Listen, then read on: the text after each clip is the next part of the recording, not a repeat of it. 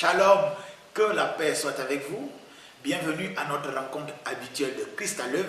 Je suis excellent APM, l'apôtre Paul Messie, l'ange d'Éternel qui se tient devant la face de Dieu. Alors, nous verrons Christ à l'œuvre aujourd'hui dans l'évangile selon Jean, Jean au chapitre 4, et nous allons beaucoup lire. Et nous allons commencer par lire à partir du verset, on va dire au verset 3.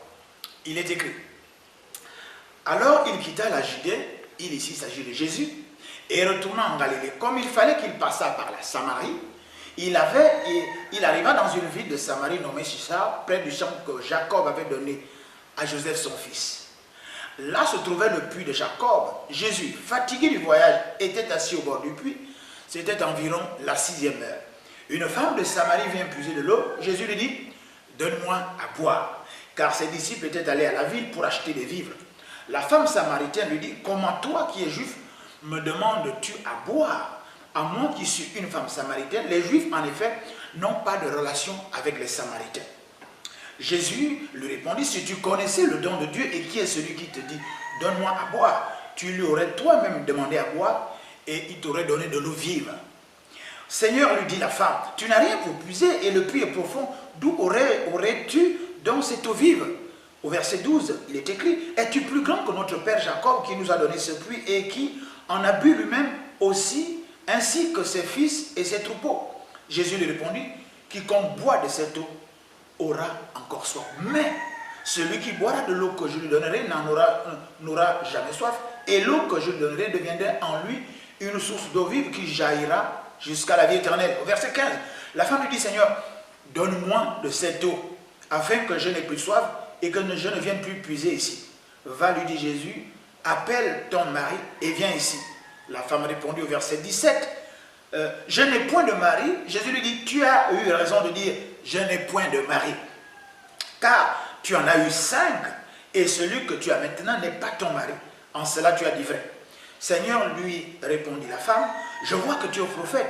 Nos pères ont adoré sur cette montagne et vous dites que le lieu où il faut adorer est à Jérusalem.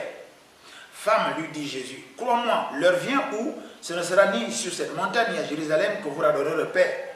Vous adorez ce que vous ne connaissez pas, nous adorons ce que nous connaissons, car le salut vient des Juifs. Là, je suis au verset 23. Mais l'heure vient, et elle est déjà venue, où les vrais adorateurs adoreront le Père en esprit et en vérité, car ce sont là les adorateurs que le Père demande. Dieu est esprit, et il faut que ceux qui l'adorent en esprit et en vérité. Au verset 25, la femme lui dit: je sais que le Messie doit venir, celui qu'on appelle Christ. Quand il sera venu, il nous annoncera toutes ces choses. Jésus lui dit: je le suis, moi qui te parle. Alléluia. Là, au verset 27, là-dessus arrivèrent ses disciples qui furent étonnés de ce qu'il parlait avec une femme. Toutefois, aucun ne dit: que demandes-tu ou de quoi parles-tu avec elle? Alors la femme, ayant laissé sa cruche, s'en alla dans la ville et dit aux gens: venez voir un homme qui m'a dit tout ce que je fais, tout ce que j'ai fait, ne serait-ce le Christ? Il est sorti de la ville et il vint vers lui. Alléluia. Gloire soit rendue au Seigneur Jésus. Nous voulons simplement partager cette petite exhortation. L'intitulé de ce chapitre, généralement, on l'appelle la femme samaritaine. Mais nous, dans le cadre de notre rencontre de Christ à l'œuvre, selon ce que l'Esprit de Dieu m'a mis à cœur, nous allons l'intituler la transformation. Et avant que de parler de ces choses poussées par le Saint-Esprit, je vais d'abord parler. Père de gloire manifesté en Jésus-Christ, en qui tout pouvoir nous a été donné, je prie maintenant au nom du Seigneur Jésus-Christ, afin que toute pensée soit ramenée à l'obéissance du Saint-Esprit et que tout raisonnement et toute hauteur qui s'opposerait à la connaissance de Dieu sont sans effet. Je prie maintenant afin qu'une grâce excellente et particulière touche toutes les personnes qui vont recevoir ce message.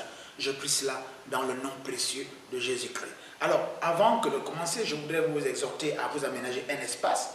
Si vous n'êtes pas chez vous, faites quand même en sorte que vous ne soyez pas dérangés. Et quand vous êtes chez vous, aménagez-vous un espace parce que nous allons partager les choses merveilleuses. Nous avons lu à partir du verset 3, alors il quitta la Judée et retourna en Samarie, comme il fallait qu'il passât par la Samarie. Ici, il s'agit de Jésus-Christ. Nous savons qu'il a exercé son ministère auprès des Juifs et finalement il a été rejeté. Là, il part de la Judée, il part et retourne et il va en Galilée, on va dire chez les gentils. Alors, il se passe quelque chose. La Bible nous dit qu'il fallait qu'il passât par la Samarie. Et c'est vrai, il faut que certaines choses se passent dans la vie des gens, il faut que certaines cloches sonnent, il faut que certains alertes, il faut que certains événements douloureux arrivent. Il faut, c'est-à-dire qu'il y a des choses inévitables, il y a des choses incontournables qui doivent arriver. Et ces choses, si ces choses sont arrivées dans votre vie, et ne les blâmez pas parce que toutes choses concourent au bien de ceux qui aiment Dieu et de ceux qui sont appelés selon son dessein. Mais là, il s'agit de Jésus-Christ. Jésus-Christ, notre Seigneur, qui est la parole de vie. La parole s'est faite chair en lui. Et cette parole a marché là, parmi les Juifs. Et la Bible déclare qu'à ceux qui l'ont reçu, cette parole a donné le pouvoir de devenir enfants de Dieu, lesquels ne sont plus nés ni de la chair du sang, ni de la volonté de l'homme, ni de la volonté de la chair, mais de la volonté de Dieu. La Bible déclare que, effectivement, ceux qui ont reçu cette parole ont donné le pouvoir de devenir enfants de Dieu. Alors, nous allons voir que tout à l'heure, vous allez avoir ce pouvoir de devenir enfants de Dieu. Et là, il s'agit de Jésus-Christ. C'est donc Jésus-Christ qui est entre lui forcé. Il fallait que Jésus passât par la Samarie. Bon, on peut dire d'abord par nécessité, d'abord parce que, effectivement, partir de Sichar pour aller en Galilée, partir de Samarie et passer par Chissa, près du champ de Jacob, pour aller en Galilée, par nécessité, parce que sinon on aurait fait un grand tour vers le mont Garizim. Donc c'est déjà par nécessité. Mais ici nous voulons retenir le fait que c'est plutôt parce que l'amour de Dieu l'obligeait, parce que la vision de Dieu, parce que le plan de Dieu obligeait Jésus-Christ. N'oubliez pas qu'il est venu et qu'il avait une mission. Il est venu afin que celui qui croit en lui ne périsse point, qu'il ait la vie éternelle. Il est venu réconcilier les êtres créés à l'image et à l'ensemble de Dieu. Il est venu les réconcilier avec Dieu. Jésus-Christ est venu mourir sur la croix, car Dieu a tant aimé le monde qu'il a donné son Fils Jésus-Christ afin que quiconque croit en lui ne périsse point, mais qu'il ait la vie éternelle. Donc Jésus-Christ qui est donc dans son ministère terrestre allant de lieu en lieu, il fallait absolument qu'il passe par Chichar là, il fallait absolument qu'il aille à ce puits de Jacob, n'est-ce pas? Il le fallait pourquoi? Parce que simplement il y avait une âme qui était en déperdition, il y avait un besoin vital de sauver une âme. Et donc, il fallait donc, et c'est ton cas, c'est votre cas, il fallait que vous écoutiez la parole de Dieu aujourd'hui. Il fallait que Jésus-Christ, n'est-ce pas, vous touche personnellement. Il fallait que cette parole de Dieu vous touche personnellement. Il fallait que, effectivement, Jésus-Christ de Nazareth, au travers la prédication de l'excellent APM, puisse toucher votre corps. Sinon, vous ne changerez pas de vie. Sinon, vous ne serez pas guéri, vous ne serez pas délivré. Sinon, vous n'irez pas au ciel. La Bible déclare que ceux qui croient en Jésus-Christ, c'est eux, simplement, qui iront au ciel. Les autres, l'enfer leur est réservé. Cet étang de feu, de tourment éternel, la géhenne de feu, n'est-ce pas? Il fallait qu'il passât par Sichar. Écoutez, Jésus-Christ doit passer par là pour sauver cette femme qu'on appelle la femme samaritaine. Jésus-Christ doit effectivement, on va dire, accomplir un grand chemin. Il doit passer par ton cœur, il doit passer par ta famille, il doit passer par ton pays, il doit passer par cette antenne que vous suivez, par ce média pour pouvoir vous toucher. La Bible déclare qu'il arriva dans une ville nommée Sichar, près du champ de Jacob, effectivement, et là se trouvait le puits de Jacob. Jésus, fatigué du voyage, était assis au bord du chemin. C'est environ la 6e heure. Regardez, la Bible déclare que il était fatigué du voyage, il était 100% homme et 100% Dieu. Mais là, on parle de Jésus-Christ homme, car il n'y a aucun autre qui a été nommé sur la terre par lequel nous devons être sauvés. C'est le médiateur, c'est Jésus-Christ homme, n'est-ce pas, comme on le dit dans 1 Timothée 2,5. La Bible déclare qu'il était fatigué. On va parler à la manière des humains. Combien de pasteurs, combien de parents, amis, connaissances qui ont dans leur vie Jésus-Christ, combien d'évangélistes, combien de prophètes, combien de pasteurs, n'est-ce pas, combien de personnes qui vous ont prêché l'évangile, qui sont fatigués de vous prêcher l'évangile, qui sont, à un moment donné, je ne dirais pas découragés, parce que celui qui est rempli du Saint-Esprit ne peut pas être découragé pour annoncer le royaume des cieux. Mais nous parlons ici à la manière des humains pour dire que Jésus-Christ fatigué, Jésus-Christ au-dedans de certaines personnes sont fatigués, il était fatigué du voyage, le voyage est long, ça fait longtemps qu'on vous prêche l'évangile, ça fait longtemps qu'on vous dit repentez-vous, ça fait longtemps qu'on vous dit donnez votre vie à Jésus-Christ, mais rien n'y fait. Et la Bible déclare que ce Jésus-Christ-là est fatigué. Et là, il s'est assis au bord du puits, n'est-ce pas? Nous n'allons pas épiloguer sur, il y a beaucoup de choses tellement à dire autour de ce puits de Jacob, mais nous allons directement sur ce que le Saint-Esprit nous a mis à cœur pour toi, pour vous. Et voici, la Bible déclare, il était assis, il a marché longtemps, il était assis. Et là maintenant, il était assis comment? Pour attendre qui? Attendre la femme samaritaine. Et la Bible dit qu'il était la 6e heure. Pour l'heure de cette époque-là, nous savons que la 6e heure, c'est autour de 15 heures. Donc, il fait chaud. Il a marché sous le soleil. Il est fatigué. Il s'assoit là. Et ce soleil tape toujours. Et nous voulons ramener ça à la condition des serviteurs de Dieu, des pasteurs, des prophètes, des évangélistes qui font, n'est-ce pas, des grands voyages, qui partent de chez eux, peut-être à pied, peut-être que là où vous habitez, là où vous vous situez, là, une voiture ne peut pas venir. Peut-être que ce n'est même pas par avion. Il a dû effectuer un long voyage. Il est fatigué. Il attend. Et ce Jésus-Christ attend que vous lui donnez votre vie, que vous donnez votre cœur. Il attend, il frappe à la porte. Ouvrez simplement pour qu'il puisse souper et rester avec vous.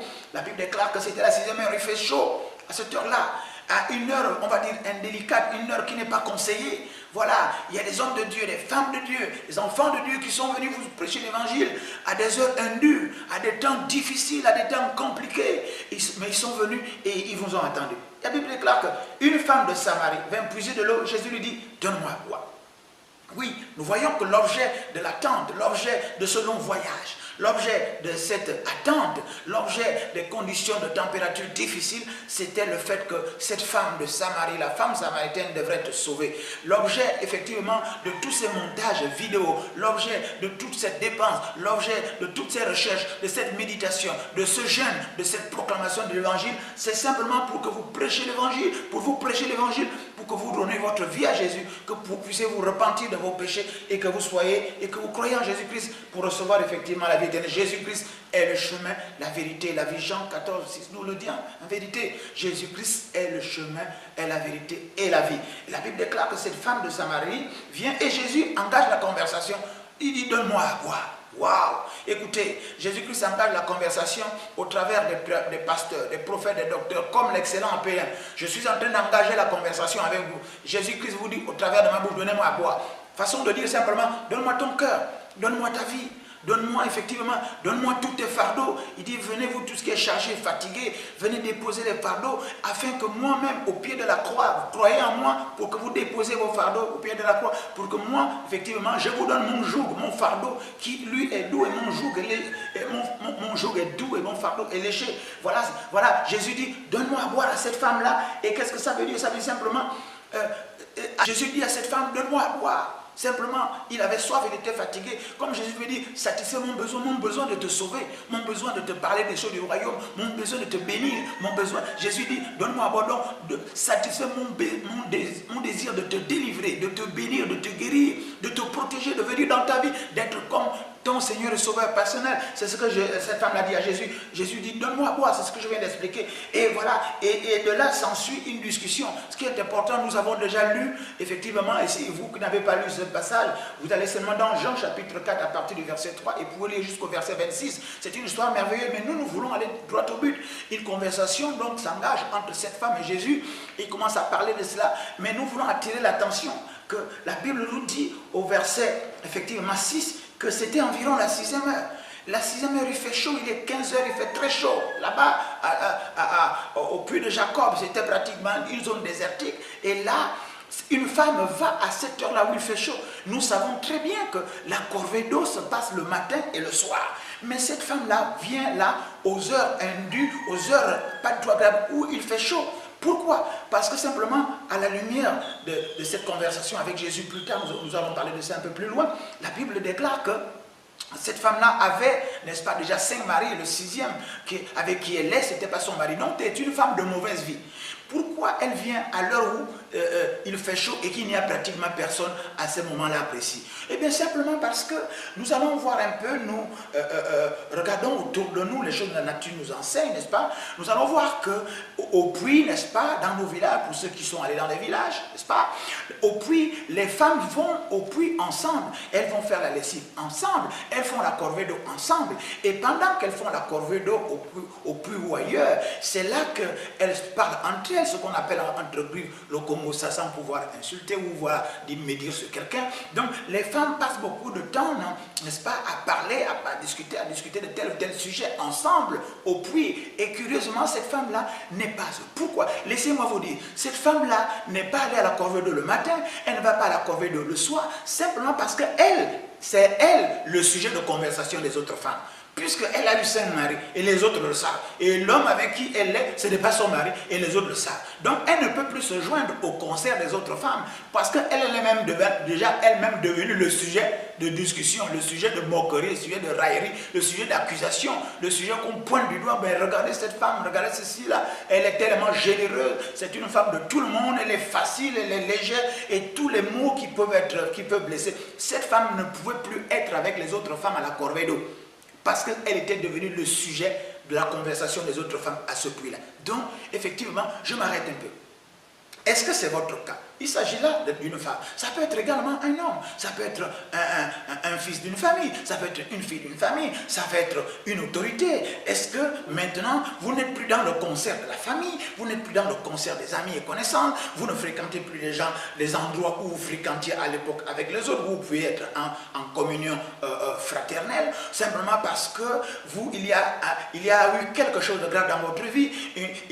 On vous colle désormais une étiquette. Cette femme-là, c'est une femme de mauvaise vie. Je ne sais pas quelle étiquette on vous colle vous aussi. Est-ce que c'est simplement parce que les autres vous regardent déjà en coin, avec des regards accusateurs, avec des doigts accusateurs, avec des comportements de rejet? C'est pour ça que lorsqu'il y a des réunions de famille, vous n'allez plus en réunion de famille. Lorsqu'il y a des amis qui se retrouvent dans des endroits pour boire, pour jouer au foot, pour discuter politique ou je ne sais pas trop quoi, vous n'y allez plus parce que simplement les autres taxent à tort ou à raison que effectivement vous avez une tâche que tout le monde voit de loin et qu'ils veulent absolument éviter. Ou plutôt c'est vous qui voulez éviter. Vous ne voulez plus fréquenter votre famille, ni vos amis, ni vos connaissances, parce que simplement, vous savez que vous avez peu ou prou, ou de façon volontaire ou pas, vous avez commis un impair qui fait en sorte que vous puissiez vous retrancher du concert des autres. Laissez-moi vous dire, cette femme-là, Jésus-Christ l'avait vue. En ce moment, moi je parle, il n'y a pas de hasard, il n'y a pas d'accident. Excellent APM fait en sorte que Jésus-Christ vous parle directement à travers cette prédication. Oui, si vous êtes là assis en train de regarder Excellent APM et écouter ce message, c'est parce que simplement, comme la femme samaritaine, qui ne pouvait plus se joindre aux autres femmes, qui a préféré aller à des heures pénibles pour aller à la corvée d'eau, eh bien Jésus-Christ l'attendait là. Il y avait une rencontre qu'elle-même ne soupçonnait pas. Oui, cette prédication que vous écoutez de la bouche de l'excellent APM, la Bible dit que c'est poussé par le Saint-Esprit que les hommes de Dieu parlent de sa part. Oui, je parle de la part de Jésus qui dit: donne-moi à boire. En d'autres termes, donne-moi ton cœur, donne-moi ta vie, donne-moi tes fardeaux, simplement. Et reçois-moi comme ton Seigneur et Sauveur personnel. La Bible déclare que cette femme-là, elle arrive, Jésus-Christ attendait, fatigué, et commence à engager la conversation. Tout ce temps-ci, effectivement, que je prêche là, cette parole de Dieu, c'est Jésus-Christ qui engage la conversation. Nous allons directement au but. Il s'est suivi un échange, on va dire, d'enseignement. Jésus devait faire ressortir à cette femme qu'elle devait reconnaître son péché, que sa condition était terrible, et tout le reste, et tout le reste. Nous connaissons cette histoire, nous avons exhorté en vous disant d'aller lire dans Jean chapitre 4, à partir du verset 3 jusqu'au verset 26, et plus, pour parler de cette histoire de la femme samaritaine. Ce que nous voulons ressortir, c'est quoi? C'est qu'après cette discussion, et si tu connaissais le don de Dieu, et celui qui te dit: donne-moi à boire. Si tu connaissais Jésus-Christ, si tu connaissais le don de Dieu, si tu connaissais ce que Dieu t'a dit, Jésus-Christ est le don de Dieu. La parole de Dieu est le don de Dieu, car il a tant aimé, Dieu a tant aimé le monde qu'il a donné Jésus-Christ, afin que quiconque croit en lui ne périsse point, qu'il ait la vie éternelle. Et donc Jean chapitre 3 au verset 16, et dans Jean 1, 12, il dit: à ceux qui ont reçu cette parole, elle donne le pouvoir de devenir enfant de Dieu, simplement. Alors, qu'est-ce que je voudrais ressortir? Par la grâce de Dieu, poussé par le Saint-Esprit, je voudrais ressortir le fait il faut discuter. En discutant avec Jésus-Christ, en écoutant Jésus-Christ, cette femme a ressorti, elle a compris qu'elle avait un péché. Elle a compris malgré l'argumentation qu'elle voulait opposer à Jésus-Christ. Jésus-Christ voulait absolument qu'elle reconnaisse que elle avait effectivement une vie qui n'était pas une vie correcte vis-à-vis effectivement de Dieu, vis-à-vis de la vérité, vis-à-vis de la lumière. Et c'est pourquoi Jésus est venu pour ceux qui ont des problèmes. Le médecin n'est pas pour ceux qui se portent bien. Jésus est allé vers cette femme samaritaine parce qu'il savait que cette femme samaritaine a des problèmes. Jésus-Christ vient vers toi qui écoutes cette parole, vous qui écoutez cette parole, parce qu'il sait qu'il y a des problèmes dans votre vie. La Bible déclare que c'est la suite, effectivement, du fait que Jésus lui ressort que c'est une pécheresse, qu'elle a eu 5 maris et que celui-là n'est pas aussi son mari, le 6e. Alors la Bible déclare que voilà, la cruche est tombée, n'est-ce pas? Effectivement, le masque est tombé et voilà, elle reconnaît, elle dit: mais tu es prophète. Oui, la parole de Dieu est prophétique, Jésus-Christ est prophète. Alors, elle a laissé tomber sa couche, le masque est tombé, et elle va maintenant. Vous regardez, cette femme qui n'osait pas, qui n'arrivait pas à affronter le regard des autres femmes, qui n'arrivait plus à être en compagnie des autres femmes, qui venait maintenant en cachette, n'est-ce pas, pour se dérober à la vue des autres habitants de Samarie. Cette femme-là, après avoir parlé à Jésus, après avoir reconnu son péché, et après avoir reconnu que Jésus est prophète, la voici devenue évangéliste. Oui, Jésus t'appelle. Oui, reconnais ton péché. Oh, tous ont péché et sont privés de la gloire de Dieu. Si quelqu'un dit qu'il ne pêche pas, il fait de Dieu menteur, la vérité n'est point en lui. Donc, ce n'est pas la peine de vous accuser inutilement parce que chacun d'entre nous, à quelque part, on va dire un péché parce que c'est ce que la parole de Dieu déclare. Alors, cette femme-là va en Samarie. Regardez, j'insiste sur la transformation. Seul le contact avec Jésus, seul le contact avec la parole de Dieu, seul l'échange avec Jésus qui conduit à la repentance, à reconnaître son péché et à l'abandonner et pouvoir dire que j'ai un prophète, j'ai un homme de Dieu, j'ai une femme de Dieu, j'ai quelqu'un qui peut s'occuper de moi. Elle est devenue évangélique. Elle est allée maintenant à la ville, elle est allée affronter le regard de tout ce qui la méprisait, ou plutôt elle est allée maintenant se remélanger, elle qui s'était souscrite volontairement ou involontairement, en tout cas en cause de sa mauvaise vie, à cause de son mauvais comportement, à cause de son mauvais langage, à cause de son mauvais caractère, à cause de ses actes qui sont entre griffes odieux et qui sont répréhensibles et qui ne sont pas d'une éthique morale vis-à-vis de la parole de Dieu. La Bible déclare que c'est cette femme-là qui a été annoncée aux gens de Samarie. Venez maintenant, j'ai vu quelqu'un qui m'a dit tout ce que j'ai fait. Oui, viens à Jésus. Jésus te dira tout ce que tu as fait pour que tu puisses te repentir. Jésus te dira tout ce que tu as fait pour que tu retrouves la correction, pour que tu retrouves l'éthique morale, pour que tu retrouves le concert de la famille, tu retrouves le concert des amis, et que tu retrouves le concert de la nation, et que tu sois restauré et renouvelé. Et tu sois totalement transformé. Nous voulons simplement ressortir que la femme samaritaine, qui avait été une femme de mauvaise vie, elle s'était souscrite, n'est-ce pas, au concert des autres femmes parce que c'était une femme de mauvaise vie. Elle avait eu 5 maris et celui qu'elle avait là, c'était pas son mari. Elle rencontre Jésus qui lui fait comprendre et connaître et reconnaître le péché par rapport à sa condition de vie. Et voici cette femme-là, après avoir accepté, reçu l'eau vive qui est la parole de Dieu, elle a été transformée. Le thème de cette exhortation, c'est la transformation. Seul Jésus peut transformer une pécheresse en évangéliste. Seul Jésus peut transformer un menteur en disant de la vérité. Seul Jésus peut transformer quelqu'un malade à la guérison. C'est Jésus-Christ, la transformation des cœurs et des âmes, afin que notre joie soit parfaite et que son nom soit glorifié. Alors encore une fois, shalom, shalom. Je voudrais, avant que de terminer, de prier pour la fin, je voudrais vous exhorter à recevoir Jésus-Christ comme Seigneur et Sauveur de votre vie. Et pour cela, vous avez simplement à répéter après moi. Seigneur Jésus, je sais que tu m'as attendu depuis longtemps. C'est pour ça que maintenant, je suis convaincu. Maintenant, je confesse que je t'accepte et je te reçois comme mon Seigneur et Sauveur personnel. Prends ma vie en main, pardonne-moi mes péchés. Je viens ainsi de prier au nom de Jésus-Christ de Nazareth. Encore une fois, shalom, shalom. Vous avez été avec excellent APM, l'apôtre Paul Messi, l'ange de ténèbres qui se tient devant la face de Dieu. Donc j'officie au ministère Colonne de Feu et de Nuée au Gabon. Et vous avez été à notre émission habituelle Christ à l'œuvre. Maintenant, si vous voulez nous joindre, n'est-ce pas, nous avons au niveau de Libreville, au lieu du 6e arrondissement, à Nzarayon Village, ou à la Nouvelle Cité simplement, en face de l'école publique de Nzarayon 4, derrière la résidence Levant, nous avons là une assemblée locale qui s'appelle la maison de prière, dont le pasteur n'est autre que la bergère Saint-Élia Lévigissa. Alors, la bergère Saint-Élia Lévigissa reçoit, n'est-ce pas, tous les jours, depuis de mardi à vendredi, dès 15h30. Vous venez seulement sans rendez-vous et elle va vous recevoir. Nous y avons également au niveau de cette assemblée la maison de prière de Nzarayon, à la Nouvelle Cité au 6e arrondissement à Libreville au Gabon. Nous avons également, nous tenons en semaine une réunion de prière, de délivrance et de communion spirituelle et fraternelle en Christ Jésus, tous les jeudis à partir de 18h30 jusqu'à 20h30. Vous venez simplement, vous serez notre invité majeur. Alors, il y a également le grand culte d'adoration au niveau de cette assemblée, la maison de prière, de tous les dimanches, dès 9h15. La bergère Saint-Élia Lévigissa, avec tout son staff, vont vous recevoir et vous heureux les invités au repas du Seigneur et vous serez en communion fraternelle et spirituelle en Christ Jésus.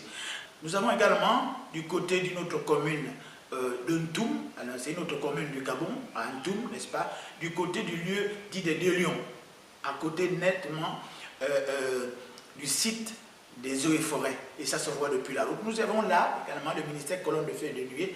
Elle a également une assemblée que nous appelons la cathédrale Joie Parfaite, dont le pasteur n'est autre que la révérende Roséline Messi.